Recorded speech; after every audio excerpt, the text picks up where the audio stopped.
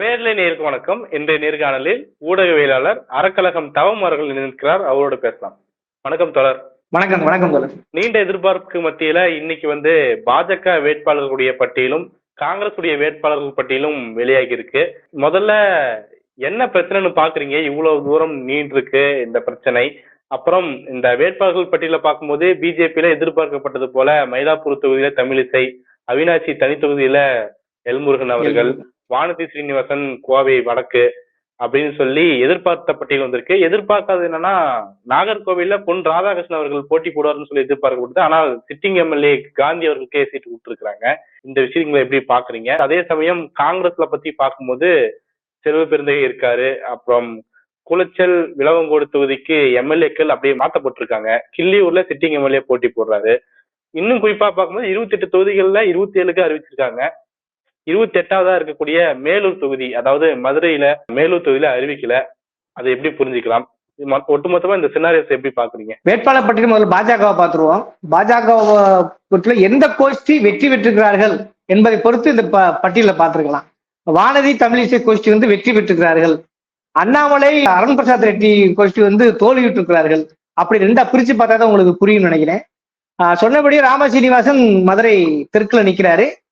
உண்மை சொல்ல போனா கொஞ்சம் அவருக்கு சாதகமான தொகுதிகளோட சொல்லலாம். ஏன்னா எதிர்த்து போட்டியுள்ள பூமிநாதங்கிற ஒரு மதிமுக வேட்பாளர், அவரு கடந்த முறை சிட்டிங் எம்எல்ஏ இருக்காரு. அவர் கொஞ்சம் கடுமையா வேலை பார்க்காவிடு ராமசீனிவாசன் வெற்றி பெறுவதற்கான வாய்ப்பு இருக்குங்கிற ஒரு உண்மையை, ஒரு கசப்பான உண்மையை நான் சொல்லிக்கொள்ள கடமைப்பட்டிருக்கிறேன். ஏன்னா வேற வழி இல்லை. ஆனால் ஒரு நல்லபடியா வேலை பார்க்கும் பட்சத்தில் நிச்சயமாக கூட்டணி கட்சிகள்லாம் வலுவா இருக்கும் பட்சத்தில் பூமிநாதன் அவர்களை வெற்றி பெறுவதற்கான வாய்ப்புகள் அவ்வளவு இருக்கிறது. ஏன்னா பூமிநாதன் இங்க உள்ள இயக்கவாதிகளோட நல்ல தொடர்பு இருக்கிறார். அவர்கள் கடுமையா இறங்கி வேலை பார்த்தால் இவருடைய வெற்றியும் தடுத்து நிறுத்த முடியும். ராமசீனிவாசன் வெற்றியை தடுத்து நிறுத்த முடியும் என்பது முதற்கட்டம். இன்னொரு விஷயம், வானதி சீனிவாசனா அண்ணாமலையா அப்படின்னு நம்ம இப்ப இல்ல, கடந்த கால பாஜகவோட வரலாற்றுல அவர் தலைவராக இருந்த காலகட்டத்தில கூட அந்த பிரச்சனை ஓடிட்டு இருக்குது. அது இன்னைக்கு இறுதியா பார்த்தா அண்ணாமலை வென்று வானதி தன்னை நிரூபித்திருக்கார் என்று சொல்ல வேண்டும். அதாவது வானதி கோஷ்டி வெற்றி பெற்றிருக்காரு. அந்த அடிப்படையில கோவை வடக்குல அவர் வெற்றி பெறுவதற்கான வாய்ப்புகள் அதிகம் இருக்கு. இதுல நம்ம புரிஞ்சுக்கிற விஷயம் என்னன்னா, அண்ணாமலை கோஷ்டி முழுமையாக வீழ்த்தப்பட்டிருக்கிறார்கள் என்பது மட்டும் தெல்ல தெளிவாக தெரிகிறது. இந்த காலையிலிருந்தே பாத்தீங்கன்னா பிளாஸ்டிக் சாதகம் போய்கிட்டு இருந்துச்சு. அநேகமாக தனிக்கட்சி துவங்குவார் என்றெல்லாம் சொல்லப்பட்டது. அதுவும் மே 4க்கு பிறகுதான் துவங்குவார் என்ற ஒரு செயல் இருக்கு. ஏதோ ஒரு அடிப்படையில அண்ணாமலை தோத்து போறாரு தோழர். பியூஷ் கோயல் அவர்கள் வரும்போது அவர் இருந்தாதான் சில விஷயங்கள்லாம் பேச முடியும்னு சொல்லி ஹெலிகாப்டர் வச்சு கூட்டிட்டு வந்தாங்க அண்ணாமலைய. அந்த அளவுக்கு அவருக்கு இம்பார்ட்டன்ஸ் கொடுக்கப்படுது. அப்போ என்ன அவர் பின்வாங்கினார் நினைக்கிறீங்க? அண்ணாமலை ஹெலிகாப்டர் கூட்டி விடப்பட்டாரா கட்டி விடப்பட்டார்ன்ற ஒரு செய்தி இருக்குல்ல, வேற வழி இல்ல. ஏன்னா கிட்டத்தட்ட ஒரு இன்னொரு விஷயத்தையும் அதை புரிஞ்சுக்கணும். பாஜகவுல ஒரு ஆரிய திராவிட போர் அங்க நிகழ்ந்திருக்கிறது. அதுல ஆரியத்துக்கு ஆதரவா இருக்கிற சூத்திரர்கள், பிராமணியத்துக்கு எதிராக இருக்கிற சூத்திரர்கள் அவை ரெண்டு பேரா பிரிச்சுக்க முடியும். அந்த வகையில பிராமண லாபிய ஓரளவுக்கு ஓரங்கட்ட வைத்தவர். அது எந்த வகையில் ஓரங்கட்ட வைத்தாருங்கிறது வேற, அது ஆடியோவில வீடியோவில விமர்சனம் வேற. ஆனால் பிற்படுத்தப்பட்டவர்களின் கையில் தான் பாஜக சேரும். வடநாடுகள்ல என்ன மாதிரி இருந்தாலும் தமிழ்நாடுங்கிறது அது பிற்படுத்தப்பட்ட ஒடுக்கப்பட்ட சமூக நீதி ரீதியாகத்தான் பாஜக கூட செயல்படுங்கிற ஒரு உதாரணமா பாஜக தலைவராக ஆன முதல் பாத்தீங்கன்னா அவர் குழைச்சு கொண்டிருந்தார். அதுல ஓரளவுக்கு வெற்றியும் பெற்றார். இன்னைக்கும் கூட நீங்க பாத்தீங்கன்னாக்க அண்ணாமலைக்கு இருக்கக்கூடிய கிரேஸ், நம்ம அவர் நல்லவர் கெட்டவர்களை தாண்டி அண்ணாமலை இந்த அளவுக்கு பேசப்படுறாருனாக்க அது சாதாரணம் அல்ல. அது அவர் பொய் பேசுறார் உண்மை பேசுறாங்கிறதெல்லாம் தாண்டி பிஜேபி இந்த அளவுக்கு வளர்ந்துருக்குன்னா அது அண்ணாமலை ஒரு முக்கியமான காரணம். அதுல எந்த ஒரு மாற்றுக்கத்து இருக்க முடியாதுன்னு நினைக்கிறேன். ஏன்னா அவர் வளர்ந்த விதம், அந்த பொய்ய கான்பிடண்டா சொல்ற விஷயம் இருக்குல்ல, அதை தெளிவு கான்பிடண்டா சொன்னதன் விளையும் மக்கள்கிட்ட ஓரளவுக்கு அது எடுபட்டு இருக்குது. அதன் விளைவாக பாஜக வந்திருக்கு. ஆனா பாஜக வளர்வது அண்ணாமலையினால் மட்டும்தாங்கிறத மற்ற கோஷ்டிகளால் அதை கொஞ்சம் கூட ஏற்றுக்கொள்ளவே முடியவில்லை. அதனாலதான் பாத்தீங்கன்னாக்க எப்பாடுபட்டாவது பிராமண லாபிக்கு ஆதரவாக இருக்கிற சூத்திர லாபியும் சேர்ந்து கொண்டு அண்ணாமலையை எப்படியாவது ஓரங்கட்ட வேண்டும் என்ற ஒரே முழுமூச்சாக அந்த முழுமூச்சா செயல்பட்ட விதத்தில் வெற்றி பெற்றிருக்கிறார்கள் அப்படிதான் முடியும். ஏன்னா இனிமேல் அண்ணாமலைக்கு ஒரு ஃபியூச்சர் இருக்குன்னு சொல்லவே முடியாது. எந்த பாயிண்டாவது பார்த்தாலும் ஒரு குறைஞ்சபட்சம் அவர் மட்டும் நின்றிருந்தால் கூட அவருடைய அரசியல் பாஜக உள்ள அரசியல் காலத்தை தக்க வைத்துக்க முடியும். இப்ப அவருக்கும் சீட்டு இல்லைங்கிற பட்சத்தில், அவர் ஆதரவாளருக்கும் சீட்டு இல்லைங்கிற பட்சத்தில் கிட்டத்தட்ட பாஜகவில் அண்ணாமலையுடைய பொலிட்டிக்கல் மைலேஜ் க்ளோஸ் செய்யப்பட்டிருக்கிறது அப்படித்தான் சொல்லணும். அதை தாண்டி ஒண்ணும் கிடையாது. எம்எல்ஏ சீட்டை வச்சு அதை வந்து முடிவு பண்ணிட முடியுமா? அவருக்கு வந்து தேசிய செயலாளர் பதவி கொடுக்கலாம், இளைஞரணி பதவி கொடுக்கலாம். எம்எல்ஏ சீட்டுங்கிறது என்னன்னா அதுதான் வந்து சட்டசபைக்குள்ள போவதற்கான ஒரு நுழைவு சீட்டு. அதுதான் தமிழ்நாட்டோட லோக்கல் அரசுல பேசக்கூடிய ஒரு முக்கியமான பதவி. ஏன்னா ஆல்ரெடி இவருக்கு பெரிய பதவி ஒண்ணும் கிடையாது. அப்படி இருக்க பட்சத்துல நீங்க இந்த பதவியை பிடிக்கிட்டு வேற எந்த பதவி கொடுத்தாலும் அவரை பொலிட்டிக்கல் மைலேஜ்க்கு அது உதவாது. அப்படி இருக்க பட்சத்துல எம்எல்ஏ சீட்டுங்கிறது முதல்ல குறைஞ்சபட்சம் எவ்வளவு இழந்தாலும் அவரை தக்க வைத்துக் கொள்வதற்கு அது மிகப்பெரிய ஒரு நுழைவு சீட்டா இருக்கும். சட்டசபைக்கு அவர் போக முடியும். சட்டசபையில் போகும்போது அவருக்கு ஒரு பேஸ் கிடைக்கும். அதுல அவர் வந்து பெர்ஃபார்மன்ஸ் பண்ணாருனாக்க நல்லாவே வந்து பிஜேபி வளர்க்கணும், தன்னை வளர்த்துக் கொள்ள முடியும். அப்படியான ஒரு வாய்ப்பு மறுக்கப்பட்ட பட்சத்துல இனி என்ன அவருக்கு என்ன வாய்ப்பு இருக்கு கேள்வி இருக்கு இல்லையா? தேசிய அரசியல்ல காணாம போயிடுவாங்க. தேசிய அரசியல் இவரோட பெரிய பெரிய முதலில் இருக்கிறார்கள். அண்ணாமலையெல்லாம் காணாமல் ஆக்கி விடுவார்கள். தமிழ்நாட்டு அரசியல் பொறுத்தல அவர் வந்து தன்னை நிலைநிறுத்திக்கணும்னு சொன்னா இங்கேதான் அரசியல் பண்ணாத்தேன், ஒரு எம்எல்ஏ சீட் வாங்கினாத்தேன், அல்லது ஒரு மாநில பொறுப்பு வாங்கினாத்தேன். ஆனா இங்க எதுவுமே இல்லையே. ஆல்ரெடி முதல்லயே வந்து மாநில தலைவர் நயினா நாகேந்திரன் தட்டி தூக்கி விட்டார்.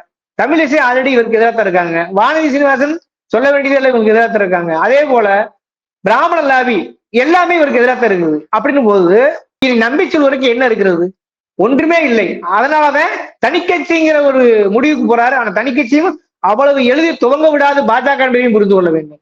அப்ப கிட்டத்தட்ட அண்ணாமலையுடைய அரசியல் வாழ்க்கை முடித்து வைக்கப்பட்டு விட்டது என்றுதான் சொல்ல வேண்டும். இனி வந்து பெர்ஃபார்மன்ஸ் பண்ணி அளவு தனி கட்சி துவங்கி எல்லாம் வந்து பண்றதுக்கான வாய்ப்பு சொல் இல்லவே இல்லை. அண்ணாமலையை சரியா சொல்ல வேண்டுமானால் அவருக்கு எதிரான கோஷ்டியும் பிராமண லாபையும் கலட்டி விட்டது என்றுதான் எடுத்துக்கொள்ள வேண்டும். இனி வந்து அண்ணாமலை வந்து ஸ்கோர் பண்றதுக்கான வாய்ப்பை ஒருபோதும் யாரும் கொடுக்க மாட்டார்கள். அவருக்கான நேர காலம் முடிந்து விட்டது. அவருக்கு இன்னும் அவர்கள் பாணி சொல்ல வேண்டுமானால் சாணக்கியத்தனம் பத்தாது, அல்லது அவர் எடுத்த வீடியோ ஆடியோ விஷயங்களும் பத்தாது என்றுதான் எடுத்துக்கொள்ள வேண்டும். அண்ணாமலை ஒரு நாள் பொய்யெல்லாம் வந்து நம்ம கான்பிடன்ஸ் சொன்ன அத்தனை விஷயமும் அவர் பொய்யெடுக்கவில்லை. ஏனென்றால் பாஜக என்பது பிராமண லாபிதான் முடிவு செய்வதற்கு அண்ணாமலையும் ஒரு சரியான உதாரணமாக இருக்கிறார். நீங்க யாராக இருந்தாலும் உங்களால் கட்சி வளர்ந்தாலும் கூட, நீங்க தமிழ்நாட்டு அரசுல ஒரு மாற்றத்தை நிகழ முயன்றாலும் கூட அது உங்களால் தான் நடந்துக்கு என்ற போதிலும் அவர்கள் இப்படித்தான் பலியாக்கப்படுவார் என்பதற்கு அண்ணாமலை, சூத்திர அண்ணாமலை ஒரு முன் உதாரணமா இருக்கிறார். இதை வந்து மற்ற சூத்திர மூதேவிகளுக்கு புரிந்து கொள்ள வேண்டும். அப்படி புரிந்து கொள்ள வேண்டும். அண்ணாமலைக்கு நேர்ந்த கதிதான் திரும்ப திரும்ப பாஜக என்பது அது பிராமணர்களுக்கு அவர்கள் அதிகாரத்தை தக்க வைத்துக்கான கட்சியை தவிர, அவர்கள் தக்க வைத்துக் கொள்ள அந்த சூத்திர லாபி பயன்படுத்துவதை தவிர முழுமையாக அதிகாரத்தை கட்டமைக்க விடமாட்டார்கள் பிராமணர்கள் அப்படிங்கிறதுக்கு இப்ப அண்ணாமலை முதல் பலியாக்கப்பட்டிருக்கிறார். நாளை வானதியா இருக்கலாம், தமிழிசையா இருக்கலாம். அவர்கள் எல்லாமே ஒரு எல்லை வரையும் வைத்திருப்பார்கள். அதை தாண்டி ஒரு சூத்திரர் பிராமண லாபியை முறியடித்து அது தமிழ்நாடாக இருந்தாலும் கூட சமூக மண்ணியாக இருந்தாலும் கூட விடமாட்டார்கள் என்பதுதான் இதை காட்டுகிறது. அண்ணாமலைக்கு அவருடைய அரசியல் வாழ்க்கை முற்று பெற்று விட்டது என்றுதான் சொல்ல வேண்டும். இப்போ வானதி, தமிழிசை, எல்முருகன் தாண்டி இந்த லிஸ்ட்ல வந்து குறிப்பிட்டு பார்க்க வேண்டிய யாரும் இருக்காங்களா? இல்ல, எல்முருகன் பத்தி பேசணும். எல்முருகன் விஷயத்தை பொறுத்தவரை நம்ம சில விஷயம் உடைச்சு பேசணும். அவினாசி தொகுதிங்கிறது தொடர்ந்து பாத்தீங்கன்னாக்கா அதிமுக கோட்டையாக இருந்திருக்கிறது. முன்னாள் சபாநாயகர் தனபாலருக்கு வந்து ஒரு உயர் பதவி அடைந்திருக்கிறார். அவருக்குமே அங்க இடம் இல்ல. 96 தேர்தல மட்டும்தான் பாத்தீங்கன்னா அவர் தோற்றுக்கிறார்.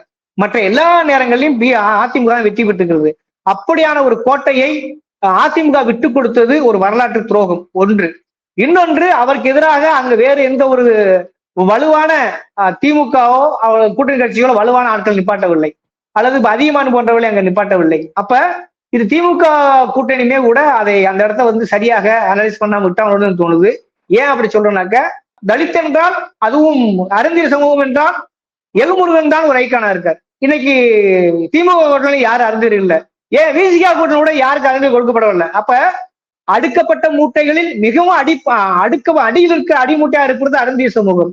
ஆனா அவர்களுக்கான ஒரு பிரதிநிதித்துவம் திமுகவும் கொடுக்கவில்லை, அதிமுகவும் கொடுக்கவில்லை. ஆனால் பாஜக கொடுத்திருக்கிறது என்று ஒரு தோற்றம் இயல்பாகிறது. திமுக வேட்பாளருமே ஒரு அருந்ததியர் தானே.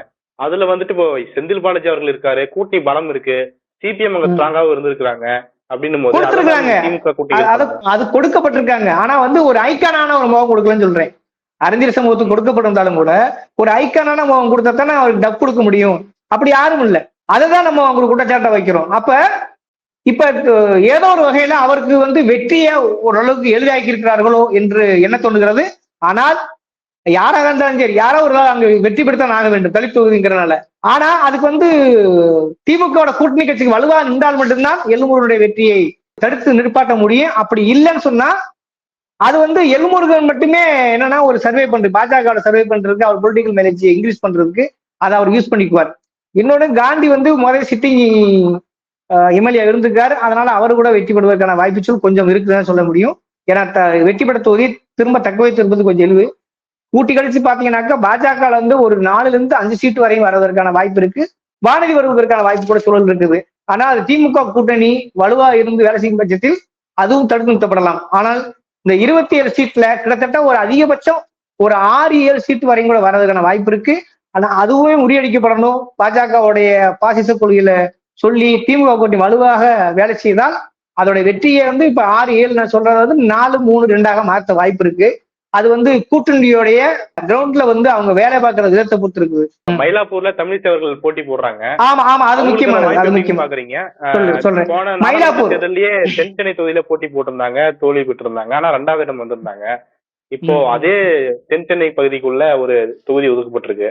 மயிலாப்பூர்ல பொறுத்தளவுல ஒரு பிராமண லாபி இருக்கக்கூடிய ஒரு தொகுதியில ஒரு சூத்திரர், அதுவும் கடந்த காலத்தில் பார்த்தாலே தீட்டு சொல்லு விமர்சித்துக்கு ஆளாகப்பட்ட ஒரு சமூகத்தை சார்ந்த ஒரு தமிழிசை அவர்கள் அங்க நின்றிருக்காரு. அது உண்மையிலே அவர்கள் எந்த அளவுக்கு ஏற்றுக்கொள்வார்கள் என்று தெரியல. அங்க எதுவும் உட்கட்சி பூசல் இல்லாமல அந்த அளவுக்கு வந்தான்னு தெரியல. உதாரணத்துக்கு பிராமண சார்ந்த இல்லைன்னா அங்க ஒரு இடத்த கொடுத்துருக்கப்பட்டிருக்கலாம். ஆனா இதுக்குள்ள ஏதோ ஒரு அரசியல் திட்டம் இருப்பதாக தான் தெரிகிறது. ஆனால் அவர் அவ்வளவு தூரத்துக்கு அந்த பிராமண லாவை தாண்டி தமிழிசை ஜெயிப்பார் அப்படின்னு எதிர்பார்க்க முடியாது. அப்படியே ஜெயிச்சாலும் தமிழிசையை ஒரு தன் கண்ட்ரோலில் அவர்களுக்கு துதிபாடக்கூடிய இடத்துல வச்சிருப்பார்கள். மயிலாப்பூரை பொறுத்தளவில் அதுவும் கூட ஆக சிறந்த அதிசயம் என்னவென்றால், திராவிட கட்சி தலைவர்களாக யாருமே வந்து வேறு வேறு தொகுதியிலிருந்து தான் வந்து தங்களுடைய அரசியல் பயணத்தை, அதாவது பிரச்சார பயணத்தை துவங்குவார்கள். எடப்பாடி அவர்கள் இதுலயும் அடிமையாக இருந்து மயிலாப்பூரில் தான் முதல்ல துவங்கியிருக்கார்.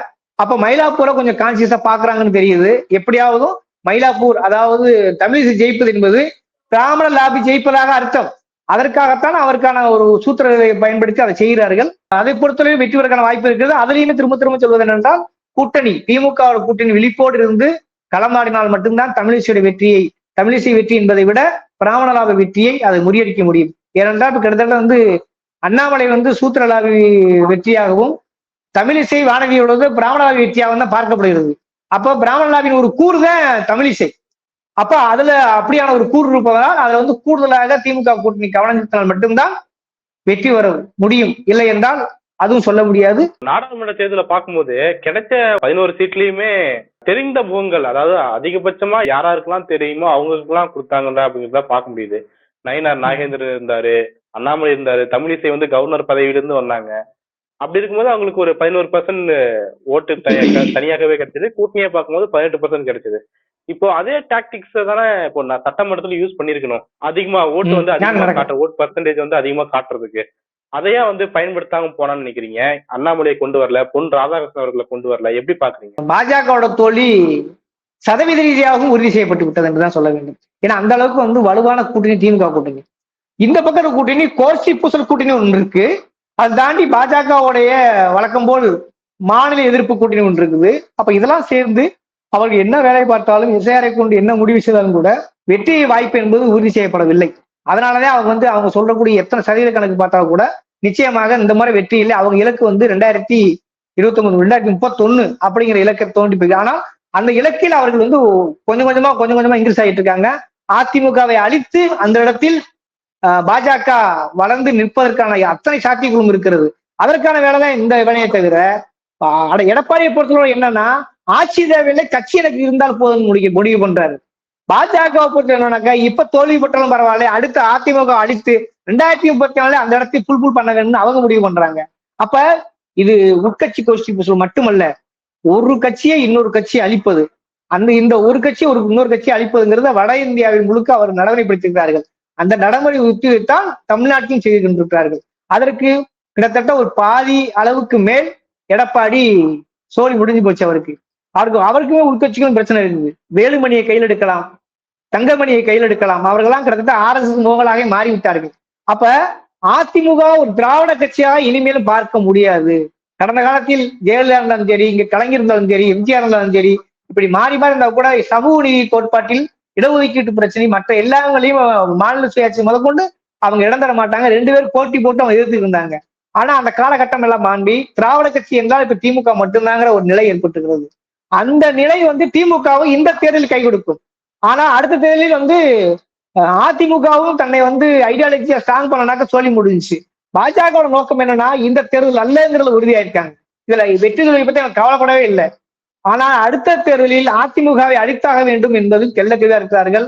அதிமுக அழித்து ஒருவேளை டிவிகே அதுல வந்து சர்வே வேலைனா அவங்க கூட டிராவல் பண்ணுவாங்களே தவிர அதிமுகவை வளர மாட்டார்கள். எடப்பாடியை பொறுத்தளவுல ஆட்சி எனக்கு வேண்டவே வேண்டாம், கட்சிங்கிறது எனக்கு முக்கியம் நினைக்கிறாரு. ஆனால் அந்த கட்சியும் முக்கியம் அல்ல, அந்த கட்சியும் சோழிய முடிப்பிற்கான அத்தனை வேலையும் பாஜக பாக்குறது. பாஜக செய்யக்கூடிய விஷயங்கள் அதிமுகவும் சேர்த்து பாதிக்குது, அது திராவிட தன்மையிலிருந்து விலகி நிற்கிறது அப்படின்னு சொல்றீங்க. இப்போ திருப்பரங்குன்றம் மதுரையில வந்து முக்கியமான தொகுதியா மாறி இருக்குது. அங்க அதிமுக சார்பில் வி ராஜன் செல்லப்பா அவர்கள் சிட்டிங் எம்எல்ஏ அறிவிக்கப்பட்டிருக்காரு. திருப்பரங்குன்றத்துல பாஜக இந்துமணி சேர்ந்து பண்ண அரசியல் எல்லாம் நம்ம பார்த்தோம். இப்போ தீபம் ஏற்றக்கூடிய விவகாரங்கள் பெரிய சர்ச்சைகளை ஏற்படுத்தியிருந்தது. அதனுடைய தாக்கம் திருப்பரங்குன்ற மக்கள் மத்தியில என்ன தாக்கத்தை ஏற்படுத்தியிருக்கு? வி ராஜன் செல்லப்பாவுக்கு எதிராக மக்கள் இயக்கங்கள் நிறைய வந்து களத்துல இறங்கி வேலை பார்ப்போம்னு சொல்லி அறிவிச்சிருக்கிறாங்க. அதுல அவருடைய வெற்றி வாய்ப்புகள் எப்படி இருக்கு, அதனுடைய தாக்கத்தை பத்தி சொல்லுங்க. திருப்பரங்குன்றத்தை பொறுத்தவரை இந்த நிமிட வரைவுல பாத்தீங்கன்னாக்கா மதம் சார்ந்த எந்த ஒரு பாதிப்பும் அங்குள்ள மக்களுக்கு இல்லை. அதை திரும்ப திரும்ப சொல்லிக்கொள்ள கடமைப்பட்டிருக்கிறேன். ஏன்னா அங்க வந்து தீவிரமேற்ற பிரச்சனையோ அல்லது உள்ளூருக்குள்ள அது ஒரு அவங்களுக்கு ஒரு கோரிக்கையாகவோ அல்லது போராட்ட ரீதியாக முன்னெடுக்க வேண்டும் என்ற ஆசை அவர்களுக்கு இல்லவில்லை. இப்பொழுதும் கூட பாத்தீங்கன்னாக்கா சங் பரிவார அமைப்புகள் தான் அந்த வேலையை பார்த்துருக்காங்க தவிர அதற்கு ஏதோ ஒரு வகையில அதிமுக பலியா இருக்கிறது. ஆனா இப்ப கூட பாருங்க தேர்தல் அறிக்கையில கூட அல்லது ராஜன் செல்லப்பா கூட நாங்கள் தீபம் ஏற்றியே ஆவோம், தர்காவை நீக்கியே ஆகும் என்ற சுவாசம்லாம் ராஜன் செல்லப்பாவும் வைக்கல. அதே போல திமுக கேண்டா நிற்கக்கூடிய கிருத்திகா தங்கப்பாண்டியன் கூட அதை பத்தி பேசவே இல்லை. ஆக அதை கடந்து போறதுக்கு ஜம்ப் பண்ணி போறதுக்கு தான் ஆசைப்படுறாங்களே தவிர அதை பேசுவதற்கு யாரும் தயார் இல்லைங்கிறத புரிஞ்சுக்கணும். அதாவது தர்காவை இடிப்போம் என்ற கோஷமோ சங் பரிவார அமைப்பு வைக்கக்கூடிய கோஷத்தை ராஜன் செல்லப்பா வைக்க மாட்டாரு. அதே சமயம் தீபம் என்று ஒரு விஷயம் கிடையாது அல்லது தர்காவுக்கு அருகில் நாங்கள் ஏற்ற மாட்டோம்னு சொல்லி கிருத்திகா தங்கப்பாண்டியன் வைக்க போறது கிடையாது. ஏனென்றால் அந்த விஷயத்தை பேசுறதுக்கு யோசிக்கிறாங்க. ஏன்னா அந்த அளவுக்கு வந்து உள்ளூர் மக்கள்கிட்ட ஒரு தாக்கம் உள்ளதை புரிஞ்சுக்கோங்க. ஏன்னா எப்படி பேசினாலும் இங்க ஒரு சிக்கல் ஏற்படும். நம்ம வந்து தர்கா பக்கத்துல வந்து ஏற்றுவோம் சொன்னாலும் இங்க உள்ள உள்ளூர் மக்கள் பொதுநலவாதிகள் ஏற்றுக்கொள்ள மாட்டார்கள். சாதாரண மக்கள் இந்த மத காலத்தை ஏற்ற ஒரு பயம் இருக்கு. அதே சமயத்துல தேவையில்லாம இந்த விஷயத்தை ஏன் பேசி நம்ம ஊதி பெருசாக்க வேண்டும் சொல்லிட்டு அவங்களும் கடந்து வார்த்தை பாக்குறாங்க. ஆக திருப்பரங்குன்ற பிரச்சனையை பொறுத்தளவில் உள்ளூர் மக்கள் எந்த ஒரு பாதிப்புமே ஏற்படுத்தாதுங்கிற மிக முக்கியமான செய்தி. அது இந்தியா முழுக்க ஹார்டின்ஸாக பேசப்பட பொருளாக இருந்தாலும் உள்ளூர் மக்கள் பொறுத்தளவில் அதை பேசாம கண்டுக்காம கடந்து வரதை விரும்புறாங்க. அந்த அடிப்படையில் ஆனா இந்த முறை பாத்தீங்கன்னாக்க பாஜக சொல்வதை தாண்டி அதிமுகவும் தன்னோட ஒரு படி மேல போய் சில சங்கீத்தன விஷயங்கள் செய்திருக்கிறார்கள். கோர்ட் சொல்ற நிறைவேற்றின என்னங்கிற இடத்துக்குலாம் போயிருக்காங்க. அப்ப அவங்க டிக்ளேர் பண்றாங்க. என்ன டிக்ளேர் பண்றாங்க? முஸ்லீம் ஓட்டுகள் வேணாம்னு டிக்ளேர் பண்றாங்க. ஆனா இந்துக்கள் ஓட்டு அப்படி கன்சால்ட்டே மாறுமா? அதே கிடையாது.